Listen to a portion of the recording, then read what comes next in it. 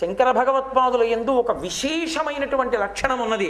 అసలు శంకరాచార్యుల వారి అవతారము స్వీకరించి ఉండి ఉండకపోతే శ్రీరామనవమి, కృష్ణాష్టమి, సీతారామ కళ్యాణము, మహాశివరాత్రి ఈ తిథులు లేవు.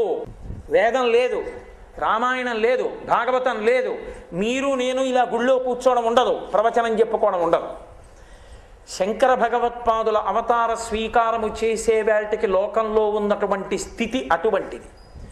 అటువంటి స్థితిలో ఏ రాజు ప్రాపకం లేకుండా తనకు తానై ఒక్క వ్యక్తి సత్యదండాన్ని చేతపట్టి భరతఖండ 4 చెరగుల సన్యాసాశ్రమ ధర్మ ప్రకారం పాదచారి అయి పర్యటించి అవైదికమైనటువంటి వాదనలనన్నిటినీ ఖండించి మళ్ళీ సనాతన ధర్మ వైభవాన్ని పునరుద్ధరించి సనాతన ధర్మాంతర్గతమైనటువంటి అద్వైత సిద్ధాంతాన్ని ఆవిష్కరించిన మహాపురుషులు శంకర భగవత్పాదులు.